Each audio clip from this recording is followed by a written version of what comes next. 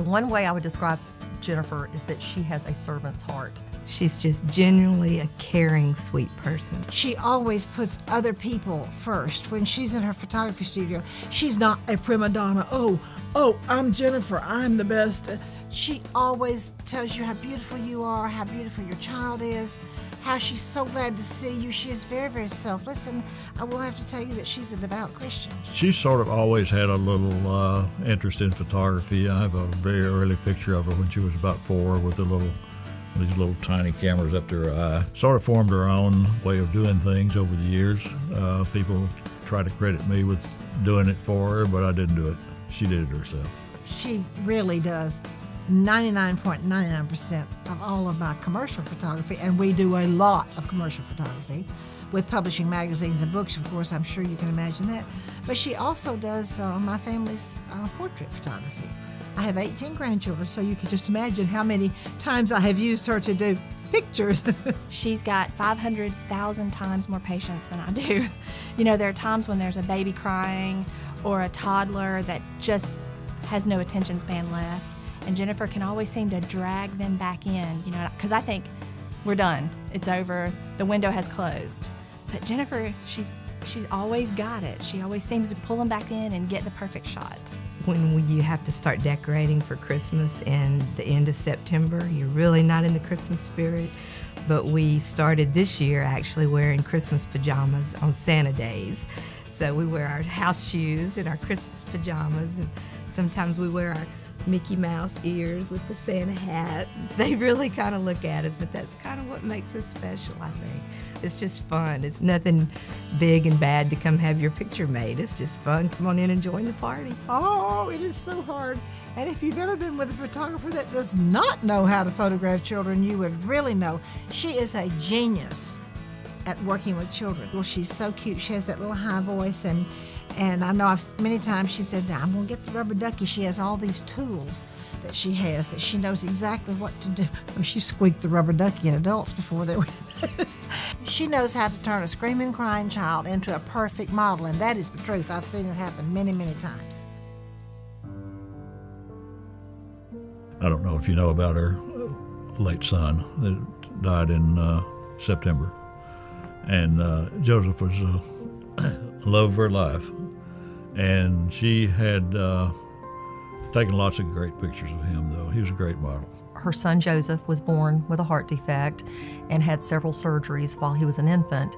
And Jennifer and later Joseph, her son, were so grateful for the care that he received through his cardiologist and the hospital staff where he was treated. She wanted to give back and help other children. Huntsville Hospital is one of only 6 St. Jude affiliate clinics in the country.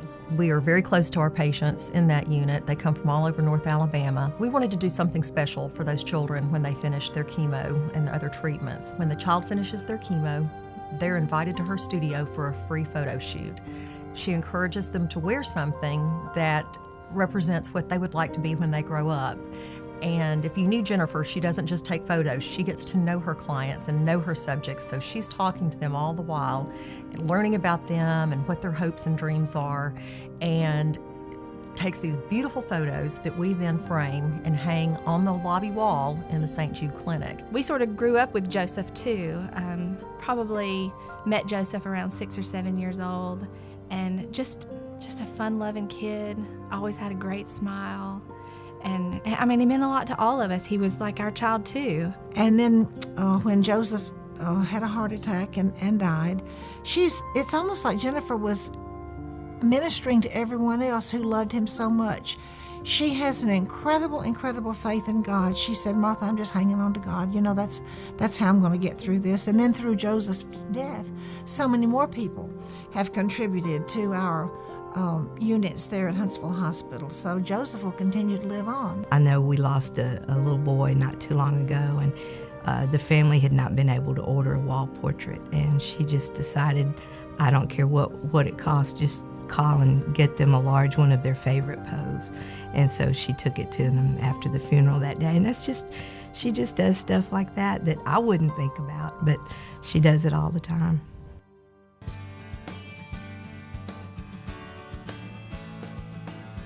Jennifer's obviously behind the camera. I'm tickling the baby. Cynthia has the lamb on a ribbon leash. And, we're busy, we're focused on the baby, trying to get the perfect smile, trying to keep the lamb in the right spot.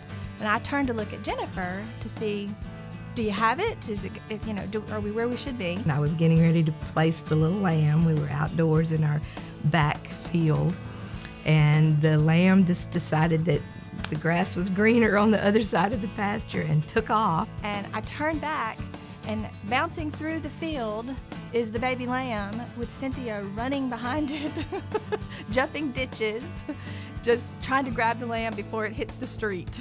And so I took off running, and I said, I need some help here. And I looked, and they were down on the ground laughing as I was leaping over the ditch trying to catch the lamb. And, being the dedicated employees that we are, Jennifer and I just fell on the ground laughing at her. We didn't help her much. And the harder you run, the faster they run. So I finally just realized if I stopped running, maybe it would stop. And it did. And I was able to get up there and step on its little ribbon, and that's how I got it. But she got it, so it worked out well. Thank heavens. I couldn't have run much longer.